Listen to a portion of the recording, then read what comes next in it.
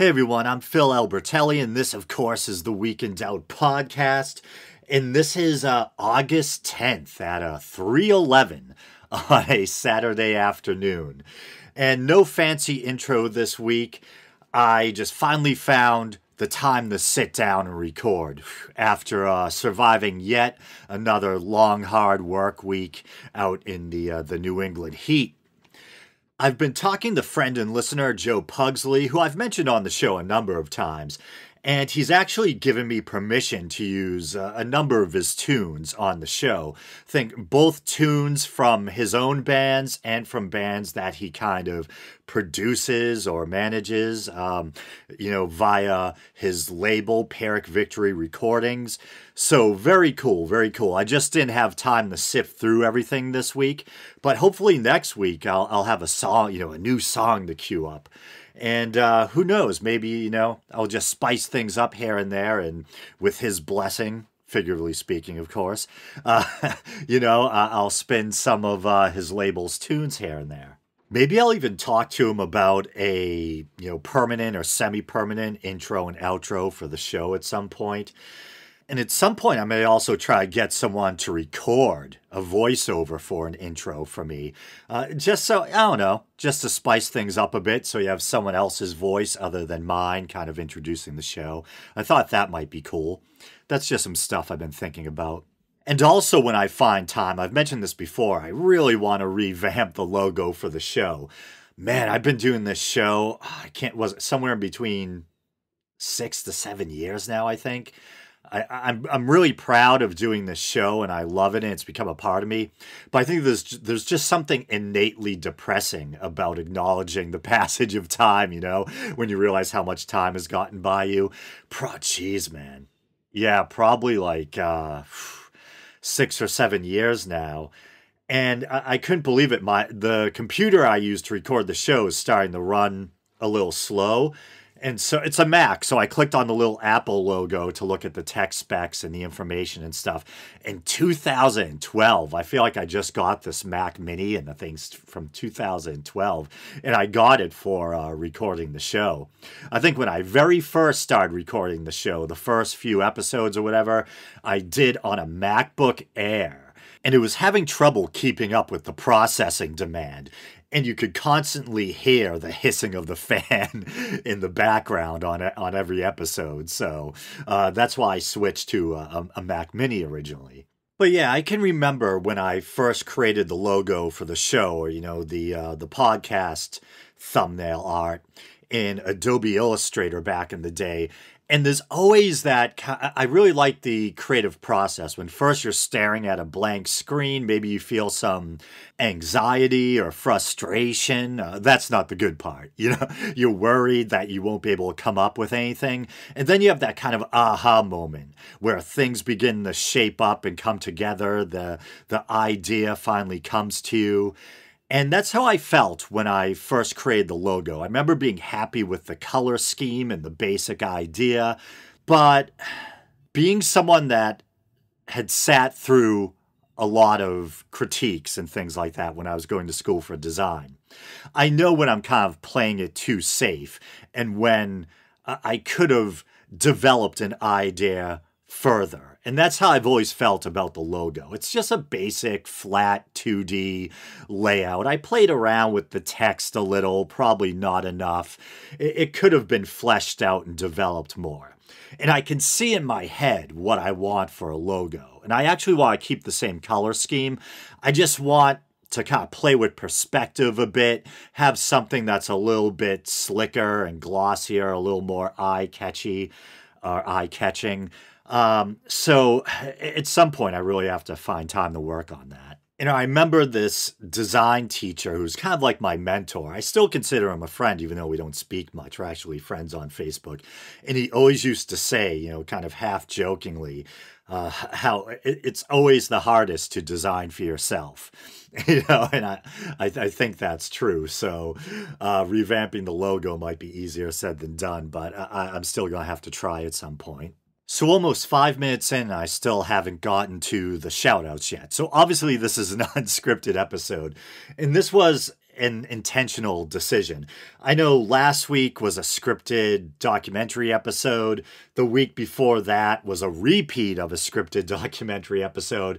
And I know there's a number of you out there who, as crazy and masochistic as it might seem to some, who actually like and prefer my long-winded, meandering, unscripted episodes. And so I figured it's finally time to give those people what they want again.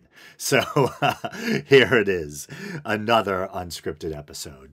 But speaking of shoutouts, let's get to them. I'd like to thank Freethinker215, who's been with the show for a while now, for increasing his monthly Patreon pledge. Much appreciated. Thank you very much.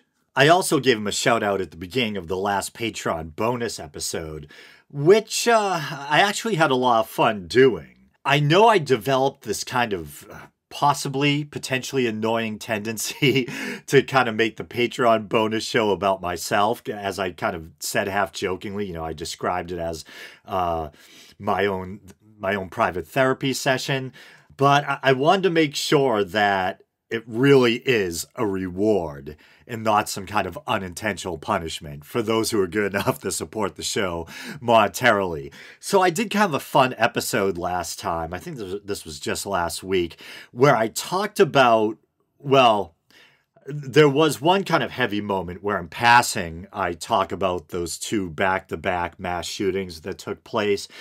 But the lion's share of the show was me talking about some TV shows that have come out recently that I really, really dig, One was the Amazon Prime show, The Boys, that dark superhero show, but it's also very funny. I kind of described it as like a combination of The Watchmen and Preacher. Hyper violent, really cynical take on superheroes, but just really kind of wild, over the top, and funny at the same time. Then I also talked about Swamp Thing, which I absolutely loved. Swamp Thing. Not a lot of humor in that one. Very dark in tone, a lot of body horror. If you're a horror fan, you might enjoy it. I really dug Swamp Thing, but unfortunately, it looks like the first season is the last season. They announced that the show is being canceled after the first episode. Not because it wasn't received well. It was actually received really well. I think it just had to do with logistics and money and things like that. I guess they sank a lot of money into the show, and they were shooting down south somewhere, and they had built like a big, elaborate set in the swampy area, or to kind of replicate a big swampy area, And I just looked it up. It was filmed in North Carolina. Okay. And so anyway, once again, the cancellation of the series had nothing to do with the way the show was received. I think it was fairly well received by both critics and fans. But something happened where it looked like the state wasn't going to honor the agreement that the studio or the film company thought they had with them regarding tax breaks or something like that. So they pretty much just deemed it to be financially unfeasible to, continue with the show, sadly. And it's been a while since I perved out on the show, so I might as well go against my better judgment and mention how, I can't think of Swamp Thing without going back to my childhood during that time of sexual awakening. And I remember seeing the movie Swamp Thing as a little, a small kid, pervy little monkey. And there was that scene or scenes with a topless Adrienne Barbeau, I think her name is, and just being like, mouth agape, mind blown as a kid. And that like imprinted itself on me. There's a few things like that. There's that scene with her in Swamp Thing. There's the chick who, I think her name's like Leanna Quigley or something, the punk rock girl who does a striptease in the cemetery in Return of the Living Dead. And then there's Sybil Danning from The Howling 2, Your Sister is a Werewolf, or whatever the name of it is. I was just like a small kid, and there was those moments from these kind of horror type movies where there are these women that I was absolutely blown away by. And it's funny, Adrienne Barbeau actually has a cameo in the Swamp Thing series, interestingly enough. Then since recording that Patreon bonus episode, I've also finished binge watching Doom Patrol. Another great series. I really like that. It's got a little bit of cheese, but I still love it. And Cliff the Robot is possibly one of my favorite characters in TV or cinematic history now. So you guys probably remember Brendan Fraser from those Mummy movies, Encino Man, all that stuff. Well, he kind of plays Cliff the Robot. Cliff the Robot, hopefully it's not giving too much away. So Brendan Fraser plays this race car driver, and it's a little weird because I'm trying not to be mean here. But Brendan Fraser has definitely kind of let himself go, definitely packed on some pounds. And yet he's supposed to be kind of playing this kind of studly, kind of NASCAR or race car circuit kind of driver. And he gets in an accident. And so this guy, the guy's kind of like the de facto leader or kind of father figure of the Doom Patrol. He saves Brendan Fraser's brain and puts it in a robot. And I think it's actually a different actor who actually wears the robot suit, but Brendan Fraser still does the voice. And it's just an awesome character. He's just like this big, lovable doofus kind of guy. So great stuff. But here we are almost 12 minutes in now, and I'm just getting to the Facebook shoutouts. So wow, remember what was it, a few weeks ago, a month ago now? The Facebook likes pretty much doubled overnight, so I promised to read at least 10 of them a week. So let's see, we have Stephen Resendez, Rich Johnson, Russell Jones, Jeffrey McMullen, Max Scully, Norman Burns, Matty Rogers. Did I read Matt's name before? I don't know. Matty Rogers, Chris Rester, Aaron Jones, Ophelia McGraw, Josh Glass, and Douglas Wesley Ingalls. I think that's 10. Then, since it's fairly big news and it happened this morning, I might as well at least mention it in passing. Jeffrey Epstein was found dead of an apparent suicide in jail this morning. And so you probably don't need me to explain to you who Jeffrey Epstein was. But just in case, he was a very wealthy financier with a lot of connections to powerful, wealthy people in government, etc., on both sides of the political aisle. I believe he was connected to Bill Clinton and also Donald Trump. And he was a notorious figure because there have been allegations of this going back years, that he was involved in sex trafficking of underage girls. And that's why he was finally in prison. I think they were finally able to, or jail rather. I don't know if he was awaiting trial or what was going on, but they had enough that, they finally had enough to make something stick.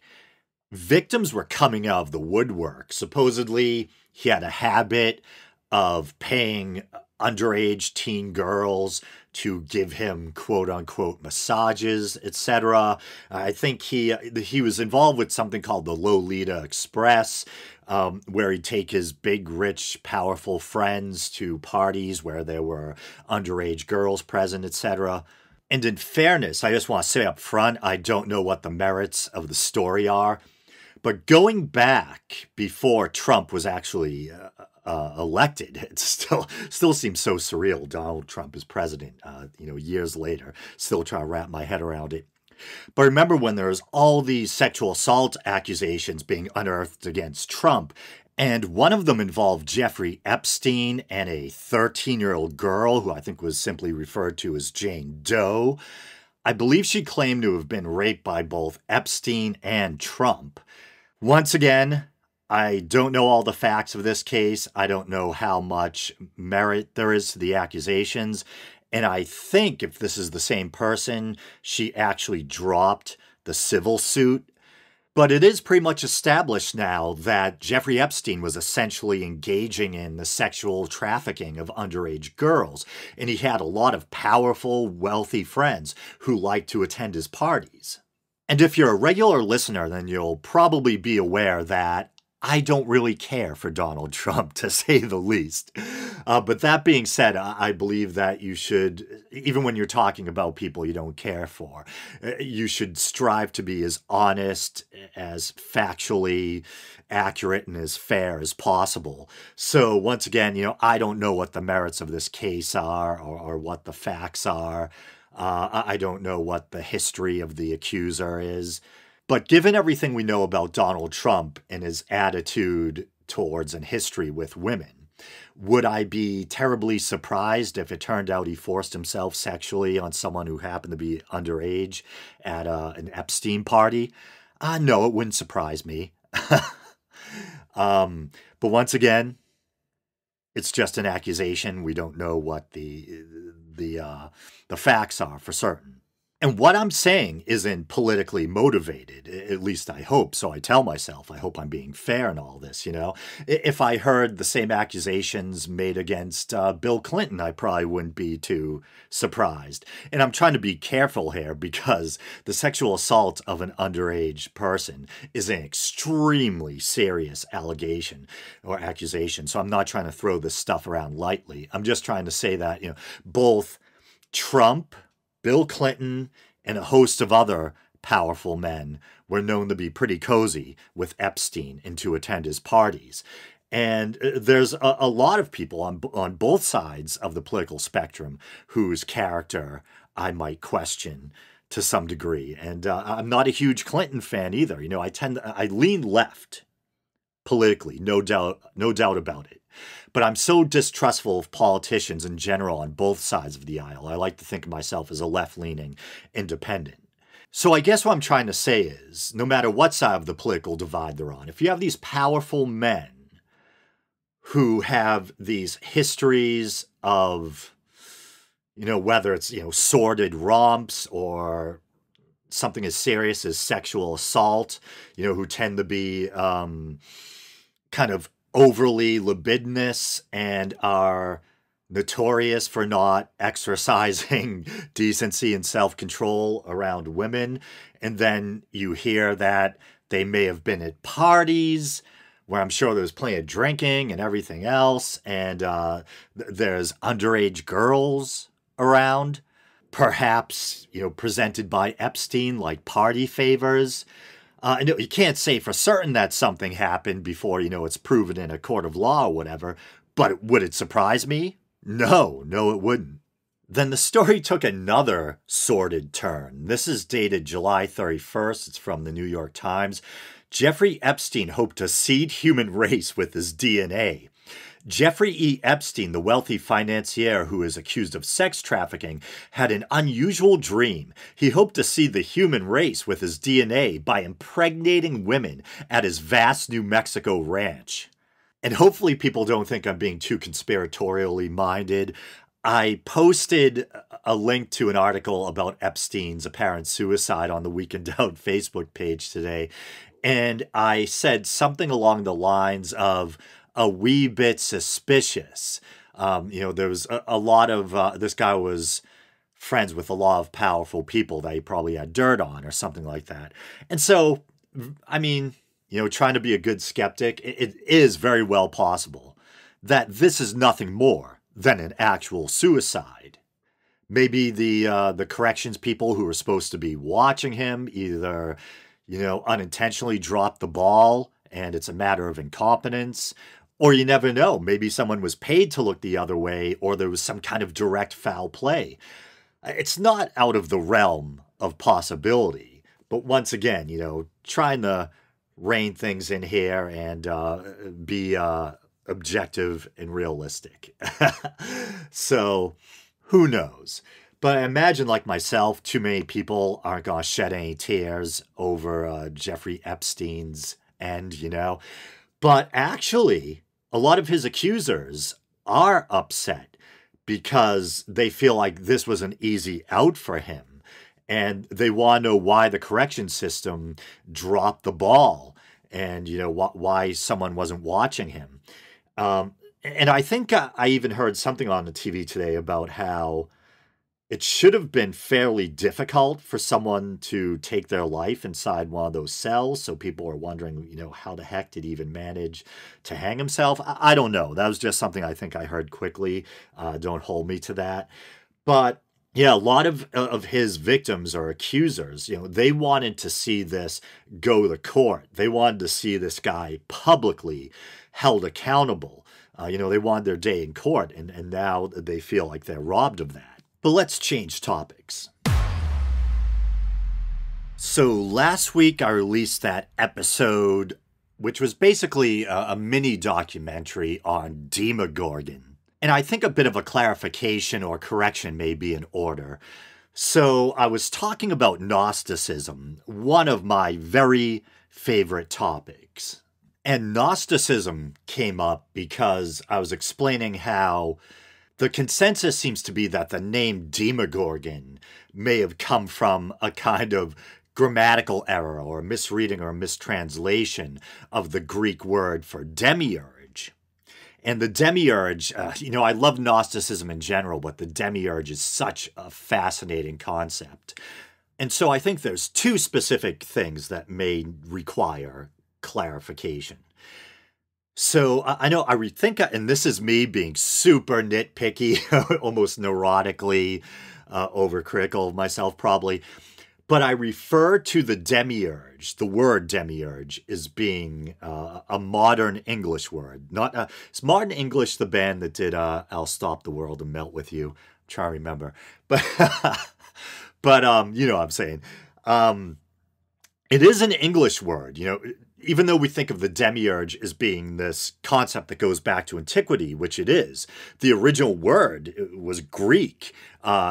Demiurge is a later English variant. But technically, I don't know if it's specifically modern English, which falls into a certain period. Yeah, that's how nitpicky I can get. The other thing was, I think twice I may use the phrase Christian Gnosticism, which may or may not be all right or accurate. I believe it used to be thought that, well, we know there were different Gnostic schools or sects, but it used to be thought that not all of them were Christian, that there were a number of non-Christian Gnostic schools or sects, and that there were forms of Gnosticism that predated Gnostic Christianity.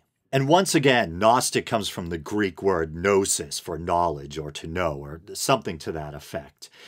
And Gnosticism is labeled such because of its emphasis on secret knowledge, etc. So even though, admittedly, Gnosticism is this kind of bouillabaisse of traditions and influences, borrowing from other mystical traditions, borrowing from Zoroastrianism, etc., etc., for some reason, the scholarly consensus seemed to shift from the thinking that there were forms of Gnosticism that predated Gnostic Christianity or, were extant alongside it, to that Gnosticism was a specifically Christian belief or collection of beliefs that grew out of the kind of Jewish Christian milieu, but heavily influenced by other mystical traditions.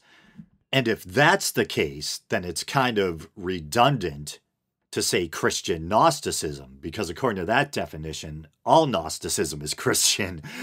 But if you're of the mind, and this kind of just, gets into semantics, that there were also non-Christian forms of Gnosticism or forms of Gnosticism predating Christianity, then it's perfectly fine to use the phrase Christian Gnosticism, because there were different forms of Gnosticism. So here I am kind of nitpicking. But I'm sure that, because Gnosticism drew from all sorts of different traditions, that there were things that you probably could call Gnosticism that did exist alongside and before Christian Gnosticism. Or Gnostic Christianity, rather. Did I just do it again? Even I'm trying to wrap my head around it. But I think it's been a while since I did a neurotically nitpicky self-correction. So there we have it. I just wanted to get that out of the way. Okay, so I knew there was something else I wanted to talk about. I recently took one of those DNA tests, and I was really surprised by how quickly the results came in, because they warn you ahead of time that it can take months. I think the whole thing took 2 or 3 weeks before I had the results available online. So I used Ancestry.com, and you guys know, regular listeners, what do I always say on the show? Oh, I'm predominantly Italian and Irish. That's what I always say, right? And I may or may not have mentioned that, you know, according to family tradition, supposedly there's a small little bit of French and English, but like so small that I usually don't even bother to mention it, that supposedly, you know, both of my grandfathers were pure Italian, one from northern Italy, one from southern Italy, or that's where their blood or ancestry is from. And then I had an Irish, a grandmother who's pure Irish, from her family is from the County Cork region of Ireland. And so I'll put this image up when I do the YouTube version of this episode. And so this is pretty wild. And so if you look at the breakdown here, it claims I'm more French than anything else. 34% French. And then 27% Italy, 19% Ireland and Scotland, with Munster, and then a bunch of different areas of Cork. So it looks like the family had it right, that our Irish genes are predominantly from Cork. And then 14% England, Wales, and Northwestern Europe. Then this stuff is kind of negligible. 2% Germanic Europe, 2% Turkey in the Caucasus, and 2% Greek in the Balkans. So as far as those French genes are concerned, I mean, there's a couple of possibilities, and they're not mutually exclusive. One possibility is that I simply have more ancestry than I thought directly from France. And another possibility is that a good deal of that French ancestry, or those French genes, are coming from northern Italy, on, near the region of the Swiss Alps. Because on my father's side, our Italian ancestry is from the region of Parma and even, I think, further north. Supposedly a lot of my northern Italian ancestors or family, we still, we have photo books and stuff, are light-haired and light-skinned. And according to my father, kind of look like me to some degree. So it could be that a good deal of those French genes are just coming from northern Italy, up by, the Alps or whatever. And, if you look back in history, I mean, there's a kind of tense relationship between the Gauls and the Romans that goes back into antiquity. Gaul being the ancient name for what is now France, and the inhabitants, those kind of barbaric Celtic people, were known as the Gauls. And of course, there were Roman campaigns into Gaul, and I think there were the Gauls had made attempts to try to invade Italy, etc. So it's probably actually not all that surprising that there's French ancestry mixed in there. But 34%, just to see it broken down that way, that supposedly, according to this, genetically, I'm more French than anything else. Yeah, so I'm looking at a couple of things online here. A history of war. When did the Gauls attack Rome? Yeah, because I had remembered pre-Common Era, there was a Gallic invasion of Rome. The first Gallic invasion of Italy of 390 BC was a pivotal event in the history of the Roman Republic, and saw the city occupied and sacked for the last time in 800 years. The Gauls had been established in the Po Valley for some time by 390, but they had not yet appeared in Roman history. Then, this is from Heritage History. Let's see. And this is dealing with BC 390 through 283. The Romans' first encounter with the Gauls was a terrible one. In about 400 BC, a tribe from Western Europe crossed the Alps and settled in northern Italy. There they swiftly came into conflict with Etruscan tribes in the area who petitioned Rome for help. But I thought that was interesting, and I'm trying to think if I have it in me to cover one last story here. Okay, why not? So in the wake of those mass shootings, Neil deGrasse Tyson, no stranger to Twitter and kind of ruffling feathers on there. It's kind of funny because I don't really think of Neil deGrasse Tyson as being a troll or anything, but he does have a tendency to kind of rub people the wrong way on Twitter. He posted or published this kind of somewhat inflammatory, depending on how you view it, tweet. In the past 48 hours, the USA horrifically lost 34 people to mass shootings. On average, across any 48 hours, we also lose 500 to medical errors, 300 to the flu, 250 to suicide, 200 to car accidents, 40 to homicide via handgun. Often our emotions respond more to spectacle than to data. And it's funny, TJ Kirk, aka The Amazing Atheist, released a video a few days ago, whenever it was, kind of defending Neil deGrasse Tyson's tweet, or kind of agreeing with Neil deGrasse Tyson that people let their emotions cloud the facts, or, you know, their objective judgment or whatever. And that took me back years ago to when, and I actually consider myself a fan of The Amazing Atheist. I also like the podcast that he does with his best friend and his brother now, Deep Fat Fried. And I'm still a fan of The Drunken Peasants. So, but I'm not afraid to call him out if I think he has the wrong take on something. And I did a kind of response to him because in the wake of an Islamic terror attack, he had tried to point out how more people die in cars every year than in terror attacks or something like that. And I think, in fairness to TJ, the specific point he was making is that it doesn't make sense to live in fear because of the shadow of terrorism, because, you know, you're more likely to die in a car accident than you are by an act of terrorism. And technically, he's right. And I think this was years ago, but I think my point was, you know, technically I agreed with him, but I thought it was a little tone deaf, perhaps, because I think it might have been the same thing. He might have tweeted, you know, in the wake of a terror attack. And in a way, I think what TJ was doing, what Neil deGrasse Tyson is doing here, maybe does have some merit. It's good to try to put things into perspective so you can get a better kind of bird's eye view of the problem and where it stands in relation to other issues and problems, you know.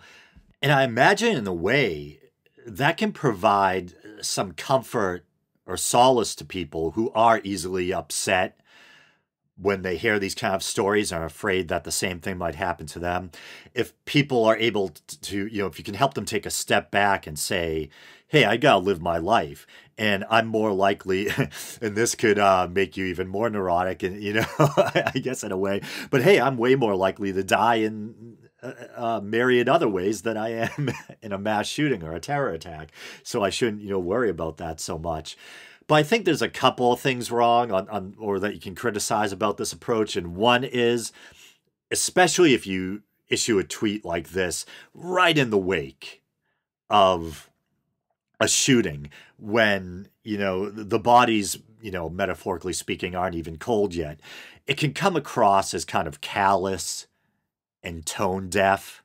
And it could also seem like you're doing a disservice by shifting the emphasis or the focus. It's like, yeah, more people do die via all these other ways, medical errors, flu, suicide, car accidents. And then he says 40 to homicide via handgun. And I think the second shooting actually was done with a handgun. Am I correct about that? And that was weird, that kind of strange juxtaposition, you know, between the two shootings, where the first one seemed like this glaring example of right-wing rhetoric and fear-mongering and hate-mongering, you know, run amok or finally come to a boil. I think the guy, the kid, or I don't know what, is in early 20s, spelled out Trump with guns before the shooting. I think he had a manifesto that sounded similar to the New Zealand shooters, who I think he had kind of a sympathetic view of. Believe the guy was anti-immigrant and whatnot. So this thing almost seemed made to order for the left, giving the left an opportunity to go, this is everything that's wrong with the right. And then what was it? Hours later, was it 13, whatever hours, roughly a day later, all of a sudden there's another mass shooting. The Dayton one, and this time it's a guy who supposedly leaned left. And admittedly, I don't have all the facts regarding that second shooter, but I do know it was widely being said in the mainstream news and online that he appeared to have left-leaning political views. But then they were saying, as they dug a little deeper, that he may have been a kind of incel. And usually, I don't know why, but I think of incels as being more likely to be affiliated with the right, because they have these kind of, often these kind of super conservative views regarding women and stuff like that. So I don't know how exactly, you properly categorize that guy. But I remember seeing a picture of him. I don't know, of course, we know really disturbing. He killed his own sister in the shooting. I don't know if it was a picture of him and his sister, but he was wearing like a white button-up shirt, a tie, and like suspenders, and he just looked like some like creepy Jehovah's Witness. I'm like, imagine this is the guy who takes you out. Imagine that's the last thing you see. This doughy friggin' kid coming at you. I don't know, man. But what was the point I was trying to make? That that like what Neil deGrasse Tyson was doing by emphasizing that there's all sorts of ways you're more likely to die than in a shooting or whatever. In a way, it can seem like you're wrong-headedly shifting the focus. Because, yeah, you might be more likely to die these other ways, but right now we're dealing with this. This is what happened. A couple of malcontents got their hands on weapons and slaughtered groups of innocent people. That's what's on the plate right now. That's what we're dealing with. You know what I mean? And we can walk and chew gum at the same time. There might be all these other ways that people tend to die in a given year, and it's too much, and we should try to minimize it and remedy the situation. But we also have to do something about this. This shows a very sick aspect of the society we're living in, where these really disturbed young people with chips on their shoulders can get a firearm and, like that, murder, an innocent group of people. That's something, one way or another, no matter how many different ways there are to die, that we have to deal with. And once again, there can be that risk that you come off as looking kind of ghoulish, callous, or tone deaf if you, post something like that right in the wake of a shooting. But with that being said, I guess I'll call this episode a wrap. As always, thanks for listening, guys. You know the drill. You can like the show on Facebook, follow the show on Twitter. You can check out the YouTube channel. Maybe you're doing that now. And also, if you want, I don't think anyone's done this in a while. You can leave an iTunes review, and I'll read it on the air. Still holding strong at like 4.5 out of 5 stars on iTunes.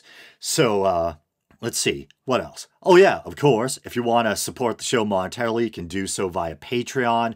Patreon.com/theweekindoubt. For as little as 99 cents, you get access to all the bonus content. And, you can quit anytime you want. And there's also a PayPal widget at the bottom of the Podbean page if you'd rather contribute that way. All right. Thank you, brothers and sisters. Until next time.